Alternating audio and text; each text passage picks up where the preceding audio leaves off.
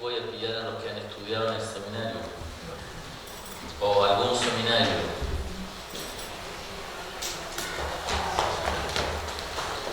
Cuando consideramos los nombres de Dios, no podemos dejar fuera este término o este nombre que es quizás el más antiguo de las que conocemos, Elohim, pero a la vez también reconocemos que es un nombre que ha complicado a muchos por el hecho de que este nombre de Dios es un nombre o es un término que está en el plural.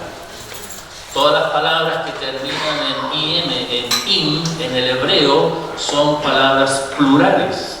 Por lo tanto, hay muchos pasajes en el Antiguo Testamento que usan este término, pero se escribe con minúscula porque se refiere a otros dioses, porque es un término que significa dioses.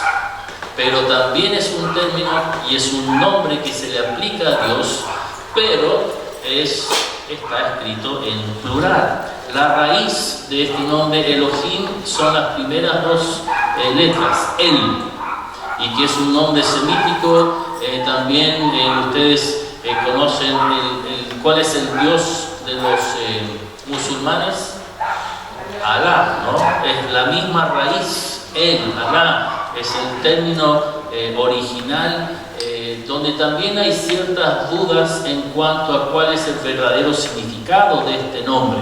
Para algunos es una cosa tan sencilla como fuerza o el Dios fuerte. Otra posibilidad es que este término significa el que va delante de. Siempre el que guía, el que lidera, el que tiene autoridad, es la cabeza que va delante de otros, ¿no?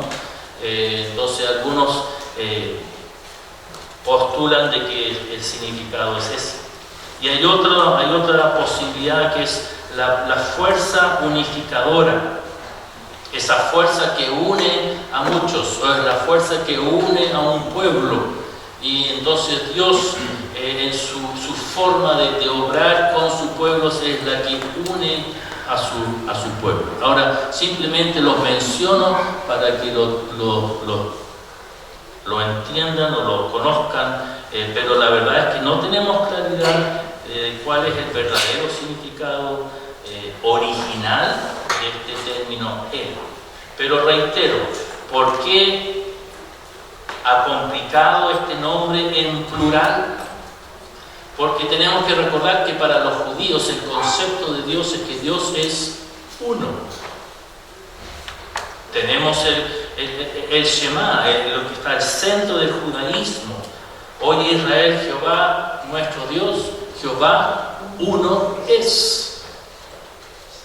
Entonces, para algunos dicen que es inconcebible de que Dios tenga un nombre que sea en plural, porque eso implica entonces que tendrían que haber otros dioses. Y por eso entonces se complican con este término. ¿Cómo es posible que aquel que es uno se describa en un término que podría interpretarse como muchos o varios o más de uno? Así que para entender un poco pensar o poder conocer mejor a Dios a través de su nombre, tenemos que considerar algunas teorías. Y obviamente voy a empezar con las teorías erróneas para que las conozcamos, las entendamos y a la vez estemos preparados para confrontarlas o negarlas si es que alguna vez se nos presenta en algún diálogo o alguna conversación. En el siglo XIX surge un movimiento que se llama la ciencia de las religiones comparadas. Hoy en día se estudia mucho la comparación de las religiones, en el sentido de conocer sus raíces, en el sentido de conocer qué es lo que postulan, qué es lo que creen, conocer más de las culturas de donde viene, etc. Y también para quizás buscar cosas en común. Y esto nace en el siglo XIX, cuando empieza, el mundo de a poco empieza a hacerse más pequeño y hay más y más comunicación entre naciones, pueblos, etc. Y no con la intención de menospreciar o criticar, sino que nace este movimiento de conocer más simplemente para informarse más al respecto. Pero paralelamente, en el mismo siglo XIX, paralelamente a este movimiento, también vemos el surgimiento de este movimiento de la teoría de la evolución. Pero la teoría de la evolución, hermanos, no se limita solo a lo que Charles Darwin proponía en cuanto a la biología o a la antropología, sino que la evolución también empezó a permear dentro de otras esferas. Me refiero a lo político, a lo económico, a lo filosófico. Entonces, como que toda la sociedad pensante de la época coincidía en que la evolución o la teoría de la evolución era la raíz de todo. Y sabemos de que la teoría de la evolución plantea de que las cosas nacen de lo simple, de lo pequeño, y se desarrolla a lo complejo. La molécula o la célula después llega a ser un ser físico grande con miles o millones de células. De lo sencillo a lo complejo.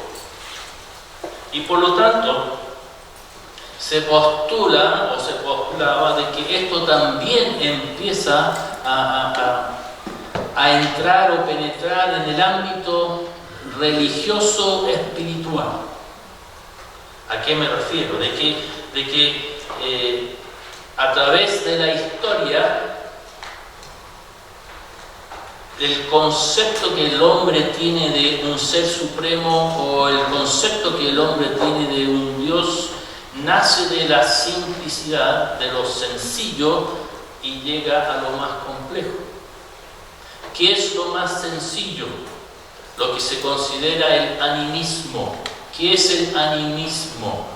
Es esa forma de pensar o de creer de que en los seres, en las cosas, en los objetos, viven espíritus. Por ejemplo, en este atril o en la banca en que usted está sentada, vive un espíritu. Entonces, en estos sistemas religiosos animistas se adoraban a una montaña, por ejemplo, a un árbol, o a veces nosotros hemos visto postes dibujados, pintados, y que los espíritus viven dentro de esa figura. Entonces el animismo es un sistema básico, simple, sin complejidad, y simplemente que en la pared hay un espíritu, en la banca hay un espíritu, y totalmente entonces se adoraba a todas las cosas. Eso entonces empieza a evolucionar y llega a un sistema que nosotros conocemos como el politeísta, donde hay un sistema de muchos dioses o muchos espíritus, pero no están limitados a un objeto, no están limitados a ese lugar que habitan, sino que tienen libertad de desplazarse, de moverse, y ahí están los sistemas religiosos que conocemos a través del estudio de la historia, la griega, la romana, donde está Zeus, Júpiter y todos esos dioses. Y hay dioses para todas las cosas. Uno puede crear dioses para lo que uno necesite. Y después eso lleva a lo que se llama el genoteísmo, donde es una mezcla entre el politeísmo y monoteísmo, donde ya no son muchos dioses, sino que es un Dios sobre todas las cosas, pero ese Dios se limita a un pueblo. Los judíos tienen su pueblo, los judíos tienen su Dios, los filisteos tienen su otro Dios, los asirios tienen su otro Dios, los santiaguinos tienen su Dios, los de Temuco, los de ustedes que son de Antofagasta tienen su Dios, etc. Que el Dios está en un lugar y que reina sobre ese lugar y todo lo que existe en ese lugar. Ese es el genoteísmo y después llega a lo que es el monoteísmo. Ahora, lo que asusta de todo esto es que hay teólogos y estudiosos que en su momento, me refiero en el siglo XIX, que planteaban de que efectivamente la Biblia refleja este desarrollo, esta evolución. Por ejemplo, no sé si ustedes conocen la historia de Abraham, pero en un momento cuando él está acampado en los encinos de Mamre. ¿Qué son encinos? Son árboles, ¿no? Es un bosque. Y todavía él no tenía claro si iba a tener hijos o no. Y Jehová se le aparece en la figura de 3 varones. Y hay un diálogo entre Abraham y estos 3 varones.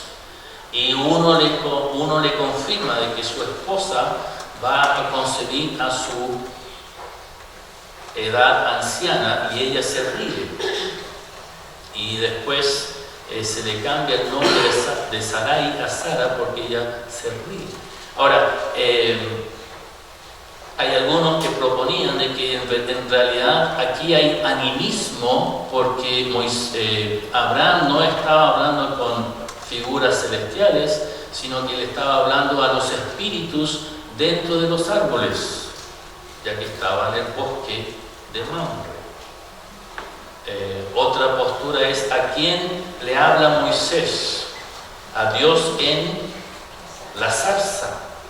Entonces ahí está el objeto y hay un espíritu o hay un Dios que habita este objeto, que es la zarza. Entonces ellos buscaban dentro de la palabra de Dios cosas para justificar esta forma de pensar. Y que de ahí evoluciona. Y era imposible entonces que en la época de Moisés existiera el concepto de un solo Dios. Por lo tanto, si está en la Biblia es porque algún escriba, algún escritor posterior a la época lo incluye cuando redactan la Biblia, que son cosas que han sido agregadas. Pero hermanos, nosotros como cristianos y que obviamente leemos el Antiguo Testamento como palabra de Dios, les pregunto, ¿dónde aparece para nosotros el concepto del Dios único y todopoderoso? Es una pregunta donde yo espero una respuesta. ¿En qué momento conocemos el concepto del Dios todopoderoso?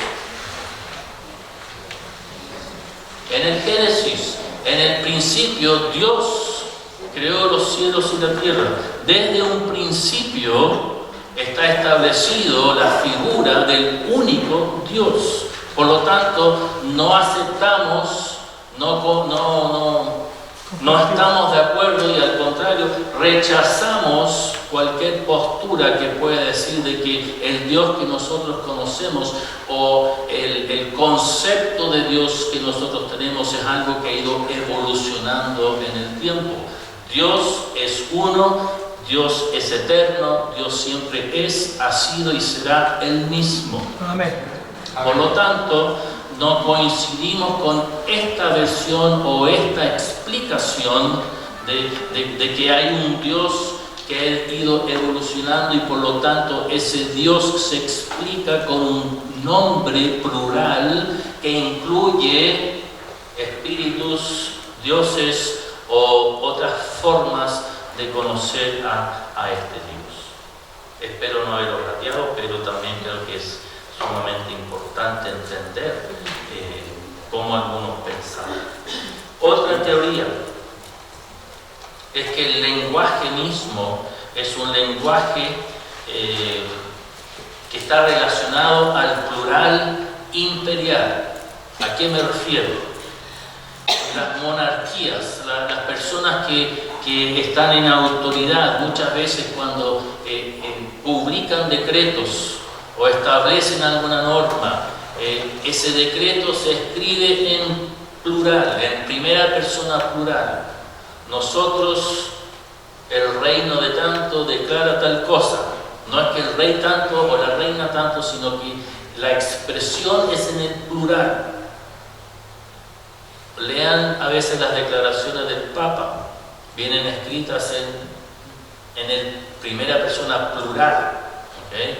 Es una forma de dirigirse a las masas.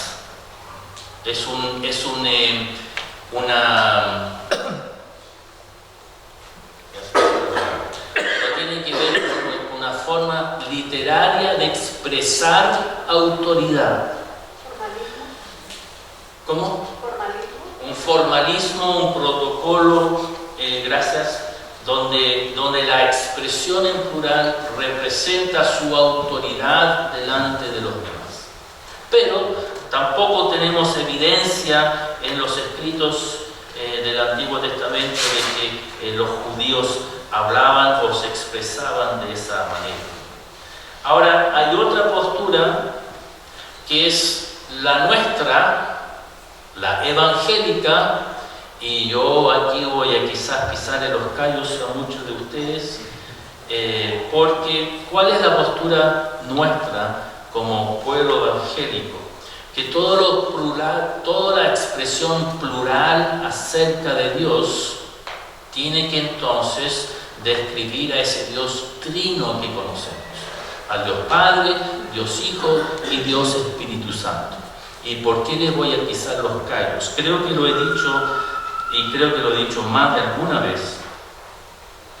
Lo desafío a buscar alguna evidencia de el Hijo, Dios Hijo, en el Génesis 1 o 2.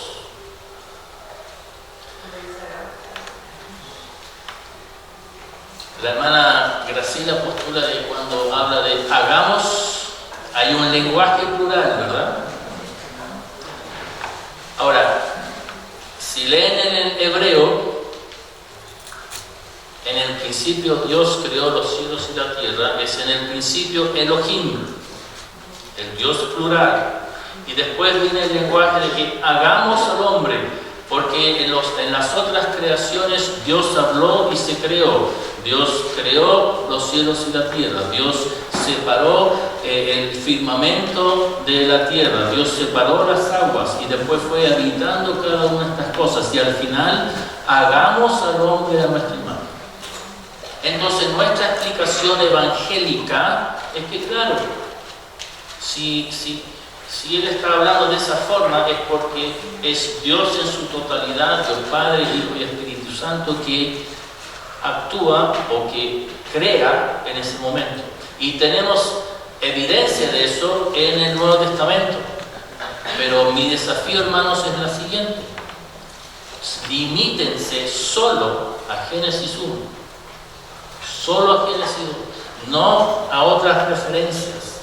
Y dígame dónde está el Padre, Hijo y Espíritu Santo. Y no se me enojen. Abran su mente. Elohim es un nombre plural, pero para el judío, escuchen bien, para el judío, porque esta palabra fue entregada primero al judío, antes de Cristo, antes de la cruz. Para el judío hay un solo Dios. No existe para el judío un concepto de un Dios trino. Para nosotros los evangélicos sí, conocemos a Dios como un Dios trino post-cruz, mirando para atrás. Pero antes de la cruz el concepto de Dios era uno. Por lo tanto, en la Biblia obviamente que tenemos toda la evidencia de que Dios Padre, Hijo y Espíritu Santo es el Dios creador, el autor de todo lo que conocemos. Colosenses lo confirma. Todo es creado por Él y para Él, refiriéndose a Jesucristo. Pero en el Génesis no está el concepto de un Padre, de un Hijo y de un Espíritu Santo. porque esos son conceptos cristianos post-cruz. Para el judío es uno solo. Eso entonces nos confunde aún más. Por eso les digo, yo sabía que iba a pisar algunos callos. No se me ponga sensible. En ningún momento estamos cambiando nuestro conocimiento, nuestro concepto del Dios Todopoderoso.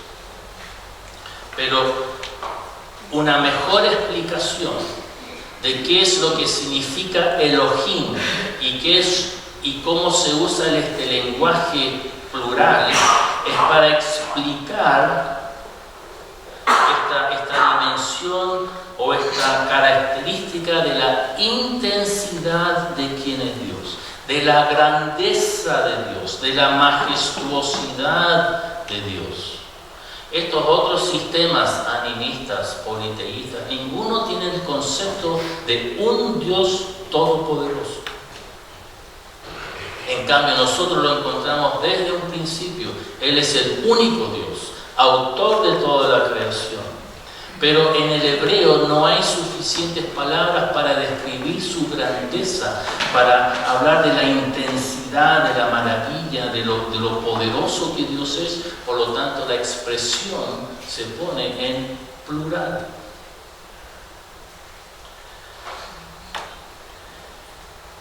Para explicarlo un poco mejor, Dios no solo tiene atributos, sino que Dios es sus atributos.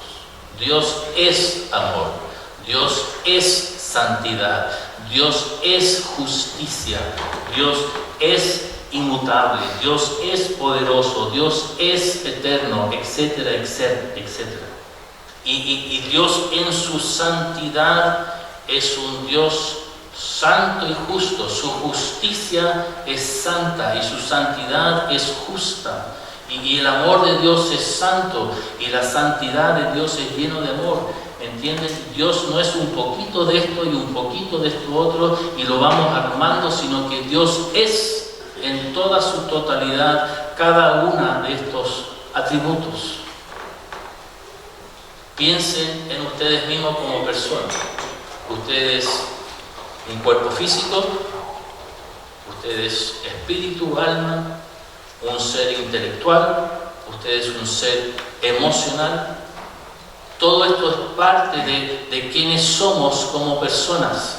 No nos limitamos solamente a una forma de ser, sino que nuestro ser incluye muchas formas de este ser.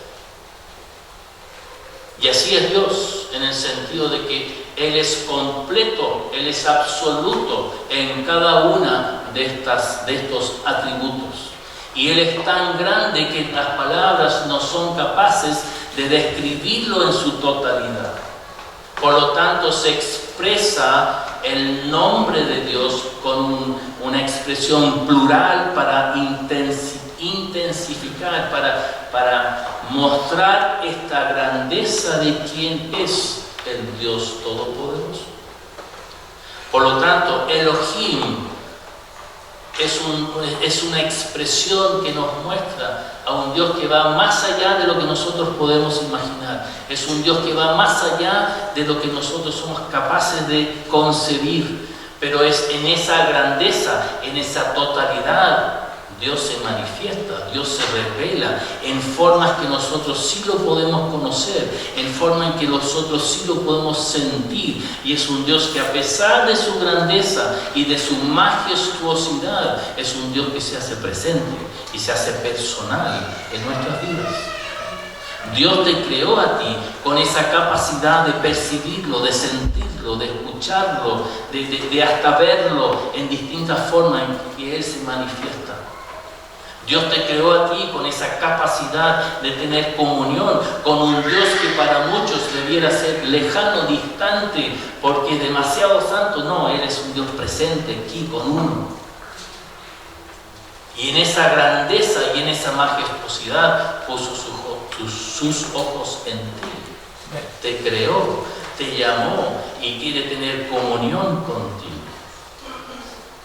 Entonces, aunque sí es el Dios trino, Padre, Hijo y Espíritu Santo, propongo que el nombre de Elohim va mucho más allá de eso, sino que nos muestra a un Dios absolutamente todo ser, todo poder, todo amor, toda gracia, toda santidad, toda justicia y todos los atributos que nosotros podemos nombrar acerca de él.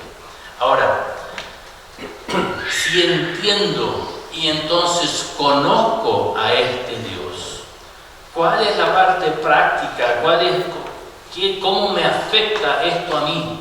Porque yo puedo entender estos conceptos, puedo entender estos términos o estas ideas, pero ¿cómo le respondo yo a este Dios todopoderoso? Si Él es Elohim, si Él es este Dios que no tiene límites, que se enmarca en la intensidad, en la totalidad de sus atributos, yo no le puedo responder a medias. Si Él es todo, yo también tengo que responderle a Él con todo mi ser. Dios no espera de parte nuestra un momento en mi agenda, una cita a cierta hora. Él no espera de nosotros juntarnos de vez en cuando, conversar de vez en cuando, servirle de vez en cuando.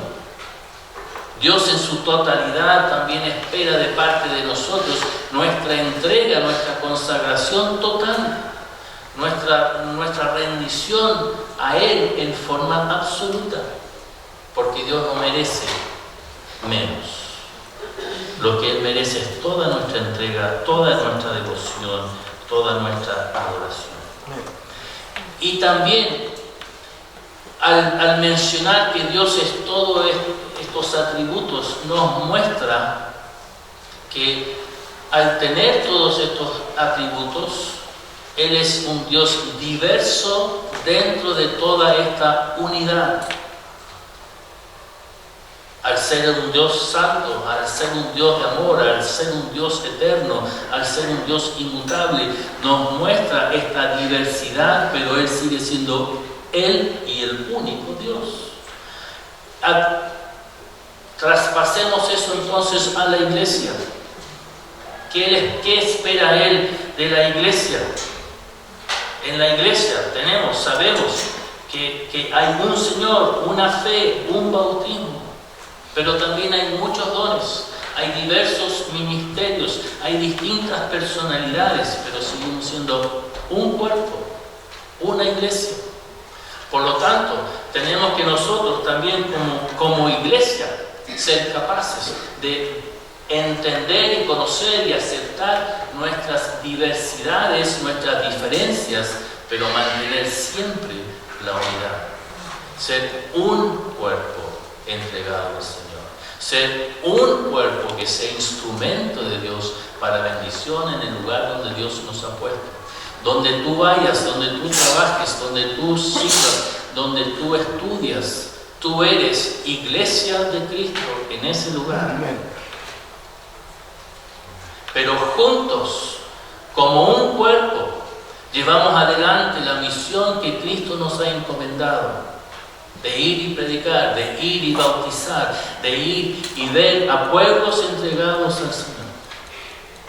Esos hermanos nuestros que están en Talca, que van a estos lugares que han sido damnificados, son la iglesia de Cristo, son nuestros brazos, nuestras manos, nuestros ojos puestos en esos lugares, pero todos somos parte de un cuerpo de Cristo, unidos de una forma u otra por medio de la sangre de Cristo Jesús.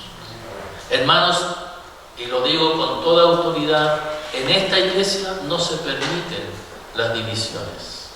Sí se permiten las diferencias de opinión, sí se permiten el pensar, visionar y buscar juntos la unidad y la dirección de Dios en nuestra vida como cuerpo. La división solo viene del enemigo.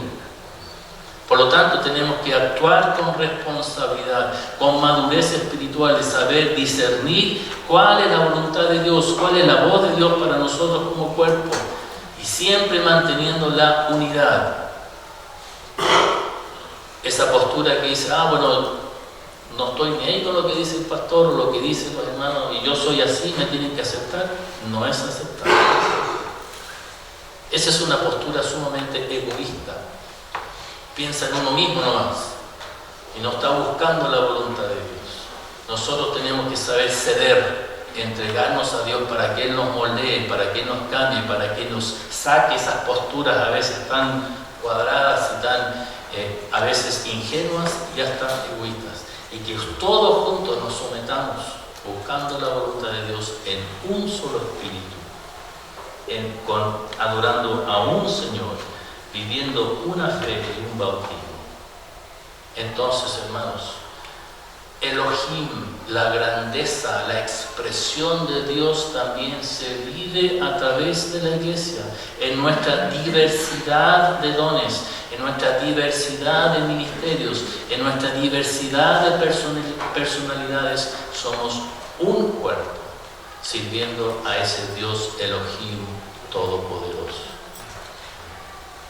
El desafío entonces, hermanos, es que al conocer a este Dios grande, que no tiene límites, que no hay palabras para describir todos sus atributos, seamos capaces nosotros también de responderle como Él se merece, de entregarnos en tal forma de que todo nuestro ser traiga honra y gloria a su nombre. Y a la vez como iglesia, en lo colectivo, siempre sometidos el uno al otro en el temor del Señor, y a la vez todos sometidos ante la dirección de su Santo Espíritu, para que Él nos guíe, manteniendo siempre la unidad, y que así entonces mostremos a este mundo que sí hay un solo Dios, Dios Elohim, que es un Dios todopoderoso y que en su majestuosidad quiere también tocar las vidas de otros. Que Dios y nuestro Señor nos ayude a cumplir en esta cosa. Padre, te damos gracias. Gracias por conocerte más. Gracias por tu nombre precioso del Elohim, que nos muestra tu grandeza, que nos muestra tu diversidad, pero esa unidad. Gracias por tus atributos. Gracias por ser un Dios que nos ama, por ser un Dios santo, por ser un Dios justo. Y pido, Señor, que nos ayudes como iglesia a saber responderte a ti como tú te mereces. Que nuestra vida realmente sea una ofrenda grata ante ti. No una ofrenda a medias, no con excusas ni con condiciones, sino que nos rindamos y nos sometamos en forma absoluta ante tu santa voluntad. Ayúdanos también como iglesia en lo colectivo de siempre mantener también la unidad, que podamos estar siempre unidos en amor, unidos en visión, unidos en obediencia a tu palabra, unidos en el deseo de servirte y a la vez ser tu instrumento para el bien. Pido, Señor, de que cada uno de los que estamos aquí podamos hacer esa reflexión personal, pedir perdón donde hemos fallado, donde hemos permitido que nuestro orgullo o nuestros deseos propios, nuestras ambiciones sean obstáculo para tener una verdadera comunión contigo, y que podamos cada uno ceder, cada uno rendirnos, y así tú, Señor, glorificarte en nuestras vidas. Lo pido todo en el nombre de Cristo.